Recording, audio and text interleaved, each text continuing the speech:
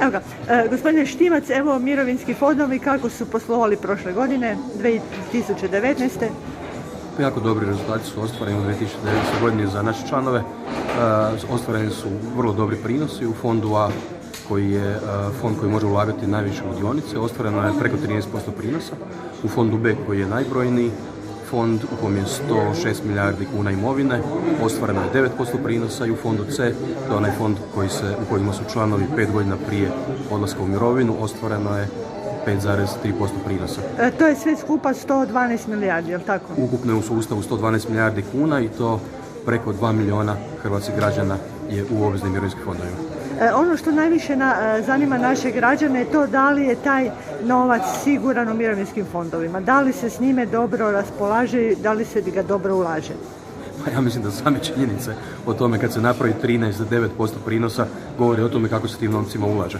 Po svemu sudeći se ulaže na dobar način, jer kad usporedite prinose svih mirovinskih fondova u okruženju, naši prinosi su najveći. Dakle, to je signal kako se upravlja novcem. Što se tiče sigurnosti, mi sad imamo 18 godina iskustva upravljanja novcima i ostvarujemo dobre prinose. Od početka rada u fondu B ostvarujemo preko 5% prinosa i to samo po sebi govori sasvim dovoljno o tome da li su novci sigurni i kako se njima upravlja.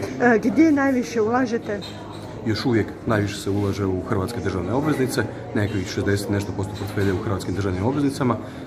To je potpuno logično zašto s jedne strane sigurnost koju pruža taj instrument, a s druge strane proteklih 10 godina bilo je dekada pada kamatnih stopa, pa su obveznice lijepo radile, stalno su ostvarile kapitalnu dobit i to smo lijepo iskoristili za naše članove.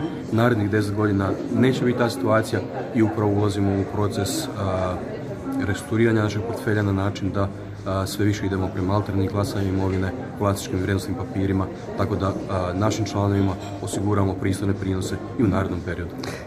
Da li imate podatak koliko je umirovljenika već otišlo u mirovine, a da su bili članovi drugog mirovinskog fonda?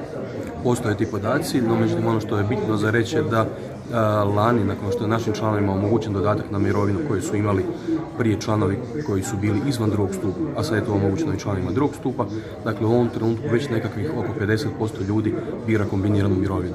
Kad uzmete u obzir da su ljudi samo 18 godina u drugom stupu, to je dobar rezultat, što znači da će kako vrijeme prolazi, kako je rok uplaćivanja u drugi stup i kapitalizacije duži i duži, to se sve više i više ljudi isplati, tako da je naša procjena da za 5-6 godina 90% ljudi će birati kombiniranu mirovinu i vidjet će vrlo jasne koristi od toga što su članovi drugog stupa.